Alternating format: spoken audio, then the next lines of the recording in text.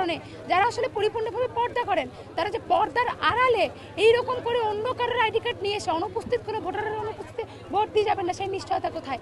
যেটা থাকার কথা ছিল সেটা থাকেনি কেন? সেটা প্রথম হচ্ছে প্রশ্ন। নির্বাচন কমিশনারের পক্ষ থেকে প্রত্যেকটি হলে যারা দায়িত্ব পালন করছেন তাদেরকে সুনির্দিষ্ট কোনো নির্দেশনা এখন পর্যন্ত দেয়নি। তার ফলে আমরা দেখতে পাচ্ছি অনেক ধরনের অব্যবস্থাপনা আমাদের সামনে লক্ষ্য হচ্ছে। এছাড়াও দুটি হলে ভোট কারচুপির অভিযোগ পাওয়া গেছে, বঙ্গমাতা এবং ফজিলাতুন্নেসা হল। দুটিরই অভিযোগ আসলে উঠেছে মেঘলার বিরুদ্ধে কিংবা ছাত্র শিবিরের বিরুদ্ধে যে প্যানেলটি রয়েছে সেখানে।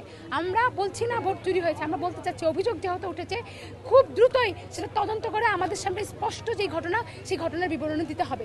এবং এই যে ভোট কেন্দ্রগুলোতে প্রার্থীদের প্রবেশ করতে দেওয়ার অনুমতি ছিল, কিন্তু কেন সকাল থেকে প্রার্থীদেরকে হেনস্থা করা হচ্ছে, হয়রানি করা হচ্ছে, কেন ঢুকতে দেওয়া হচ্ছে না? আরেকদিকে আমরা দেখছি মেঘলা উনি সাংবাদিক, কিন্তু উনি একজন প্রার্থী। উনি সাংবাদিকের কার্ড ব্যবহার করে স্বতঃস্ফূর্তভাবে প্রত্যেকটি ভোট কেন্দ্রে উনি ঘুরছেন। এখন এই মুহূর্তে উনি যেহেতু প্রার্থী, অন্যান্য প্রার্থীকে যা মোকাবেলা করতে হবে ওনাকেও তাই মোকাবেলা করতে হবে। ওনার শুধুমাত্র সাংবাদিক পরিচয় ব্যবহার করে এক্সট্রা কোনো সুবিধা নেওয়ার কথা ওনার ছিল না, কিন্তু সেগুলো ওনারা নিচ্ছেন। এই বিষয়ে বিশ্ববিদ্যালয়ের প্রশাসন মোটেও তৎপর না।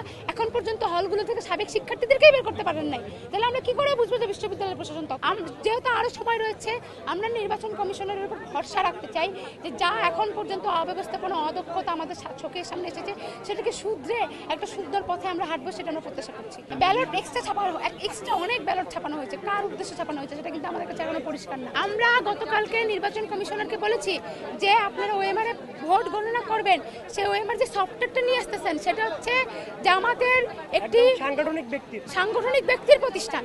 আমরা বলেছি সফটওয়্যার যদি গুনতেই হয় অন্য কোনো সফটওয়্যার নিয়ে আসবেন। জামাতের কোনো জামাতের হোক, ছাত্র দলের হোক, বিএনপির হোক, কোনো সাংগঠনিক মানুষের সফটওয়্যার এখানে ব্যবহার করা যাবে না।